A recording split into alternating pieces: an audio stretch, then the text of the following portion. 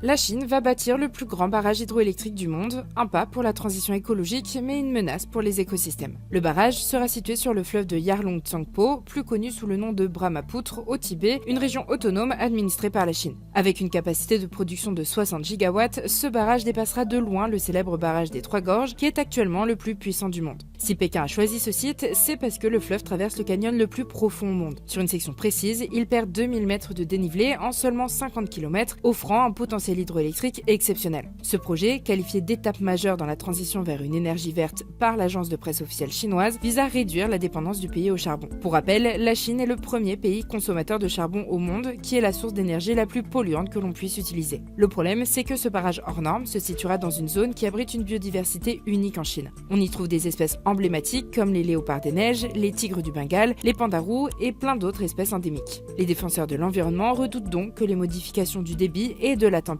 du fleuve ne déséquilibrent cet écosystème fragile. Et ce n'est pas tout, la région est hautement sismique. Construire un barrage d'une telle ampleur pourrait augmenter les risques de glissement de terrain et de catastrophes naturelles. Ce projet pose aussi de nombreuses questions géopolitiques. L'Inde et le Bangladesh, situés en aval du fleuve, s'inquiètent d'un éventuel contrôle chinois sur une ressource essentielle à leur agriculture et à leur population. Le projet pourrait aussi provoquer le déplacement forcé de milliers de Tibétains et la destruction de villages entiers.